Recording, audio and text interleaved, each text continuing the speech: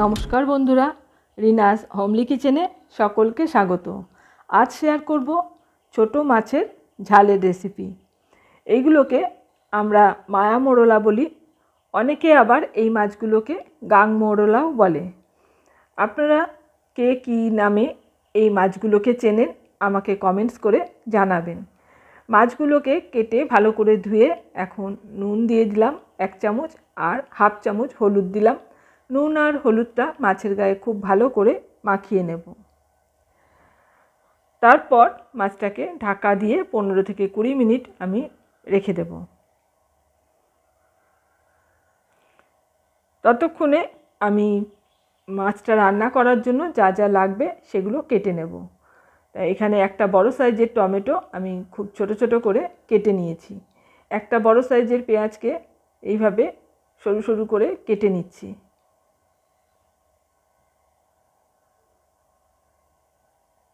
সব কিছু কেটে গুছিয়ে নিলে পরে রান্নাটাও তাড়াতাড়ি হয়ে যায়। পেঁয়াজটাকে এইভাবে কেটে নিলাম। আর এখন এখানে আমি একটা বড় সাইজের রসুনের কোয়া নিয়েছি। এই রসুনটাকে এখন খোসা ছাড়িয়ে রসুনটাকেও খুব মিহি করে কুচিয়ে নেব।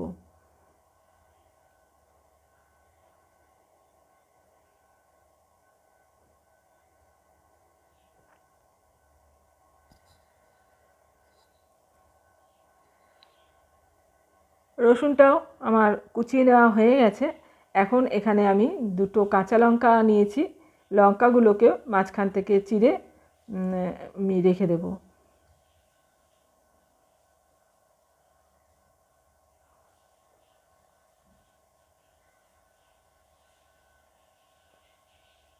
এবার নিয়েছি বেশ কিছুটা পরিমাণে ধনেপাতা। ধনেপাতাটাকেও মিহি করে কুচিয়ে নিলাম। এবার এগুলোকে আমি রেখে দিচ্ছি। এদিকে গ্যাসে কড়াই গরম করে বেশ কিছুটা পরিমাণে তেল আমি ভালো মতন গরম করে নিয়েছি। তেলটাকে কড়াইয়ের গায়ে ভালো করে লাগিয়ে নিলাম। এবার নুন হলুদ মাখানো মাছের থেকে অল্প অল্প করে মাছ তেলের মধ্যে দিয়ে দেব। মাছগুলোকে দিয়ে খুব ভালো করে ভেজে নিতে হবে। মাছের এক পিঠ ভালো মতন ভাজা হয়ে গেলে পরে তখন মাছগুলোকে আমি উল্টে দেব।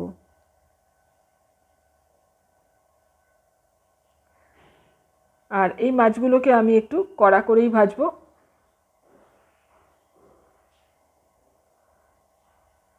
এই মাছটার ঝাল খেতে ভীষণ ভালো লাগে। আর মাছগুলো এক পিঠ ভালো মতন ভাজা হয়ে গেছে। মাছগুলোকে এখন উল্টিয়ে অপর পিঠটাও ভালো করে ভেজে নিলাম।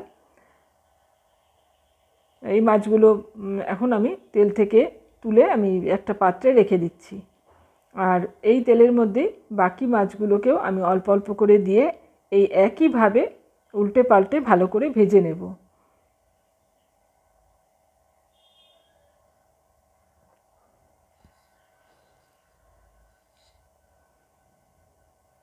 সমস্ত মাছ আমি ভেজে তুলে নিয়েছি। এখন এই যে কড়াইতে তেলটা আছে এই তেলের মধ্যে আমি বাকি রান্নাটা করে নেব। আর একটু তেল দিয়ে দিলাম। এবার এর মধ্যে ফোড়নে দিলাম 1/4 চা চামচ কালো জিরে। ফোড়নটাকে একটু ভালো করে ভেজে নিলাম। এবার এর মধ্যে প্রথমে রসুন কুচিটা দিয়ে দিচ্ছি। রসুন কুচিটাকে একটু লাল করে ভেজে নেব। তারপর এর মধ্যে পেঁয়াজ কুচিটা দিয়ে দিচ্ছি।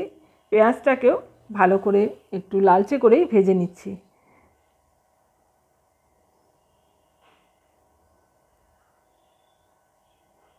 দু 3 মিনিট সময় ধরে আমি পেঁয়াজটাকেও ভেজে নিয়েছি। এখন এর মধ্যে মশলাগুলো দিয়ে দেব। দিচ্ছি 1 চামচ জিরের গুঁড়ো, হাফ চামচ হলুদের গুঁড়ো, হাফ চামচ লঙ্কার গুঁড়ো, আর দিচ্ছি পরিমাণ মতন নুন। এবার দিয়ে দেব কুচানো টমেটোটা। এবার সব কিছু ভালো করে একসাথে মিশিয়ে নিয়ে একটু নাড়াচাড়া করে ভেজে নেব আর কি। ভালো মতন ভেজে নিয়েছি। এবার ঢাকা দিয়ে মশলাটা যাতে কষানো হয়ে যায় আর টমেটোটাও ভালো মতন নরম হয়ে যায়, তাই 1 মিনিট ঢাকা দিয়ে রাখলাম। মিনিটখানেক পর ঢাকাটা খুলে নিয়েছি। আর এখন ভালো করে আবারও একটু নাড়াচাড়া করে নিচ্ছি মশলাটাকে। টমেটোগুলো খুব ভালো মতন নরম হয়ে গেছে। মশলাটা নাড়াচাড়া করে ভালো মতন কষানো হয়ে গেছে। এখন এর মধ্যে দিয়ে দেব জল। আমি সব রান্নাতেই গরম জল ব্যবহার করি, তাতে রান্নার স্বাদটা ভালো হয়। এখানে আমি 1.5 বাটি মতন জল দিয়ে দিলাম। এই বাটিটার মাপেই আমি গরম জলটা দিয়েছি। জলটা দিয়ে ভালো করে মশলাটা নাড়াচাড়া করে নিলাম। এবার ঢাকা দিয়ে ঝোলটাকে ফুটতে দেব। 2-3 মিনিট পর ঝোলটা ভালো মতন ফুটে গেছে। এখন ভেজে রাখা মাছগুলো ঝোলের মধ্যে দিয়ে দিলাম। এবার চেরা কাঁচা লঙ্কাগুলো দিয়ে দিলাম। খুব ভালো করে এবার একটু নাড়াচাড়া করে মাছগুলোকে ঝোলের মধ্যে ডুবিয়ে দিতে হবে আর কিছুক্ষণ ফুটিয়ে নিতে হবে, যাতে মাছগুলো ভালো মতন নরম হয়ে যায়। নাড়াচাড়া করে নিলাম। এবার ঢাকা দিয়ে দিচ্ছি। ঢাকা দিলেই তাড়াতাড়ি হয়ে যাবে। আর মিনিট খানেক ভালো মতন ফুটিয়ে নেওয়ার পরে ঢাকাটা খুলে নিলাম। আবারও একটু নাড়াচাড়া করে মাছগুলোকে উল্টে পাল্টে দিলাম। এবার এর মধ্যে দিয়ে দেব ধনেপাতা কুচিটা। ধনেপাতা কুচি দিয়ে আবারও ভালো করে নেড়ে মিশিয়ে দিলাম। এবার গ্যাসের ফ্লেমটাকে অফ করে আমি ঢাকা দিয়ে মিনিট 5 সময় স্ট্যান্ডিং টাইমে রেখে দেব।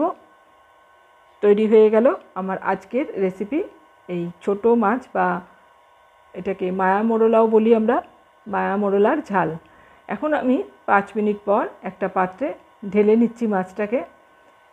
আর এইভাবে একবার এই মাছ রান্না করে দেখবেন, গরম ভাতের সাথে খেতে অপূর্ব লাগে। আমার আজকের রেসিপি আপনাদের কেমন লাগলো কমেন্টস করে জানাবেন। ভালো লাগলে লাইক আর বেশি বেশি করে শেয়ার করে দেবেন। আমার চ্যানেল এখনও সাবস্ক্রাইব করা না থাকলে চ্যানেলটা সাবস্ক্রাইব করে পাশে থাকা অল বাটনটা প্রেস করে রাখবেন। পরবর্তী ভিডিওর নোটিফিকেশান আপনার কাছে চলে যাবে। আজ এই পর্যন্ত, আবারও চলে আসব অন্য কোনো রেসিপি নিয়ে। এতক্ষণ আমার সাথে থেকে ভিডিওটা দেখার জন্য অসংখ্য ধন্যবাদ।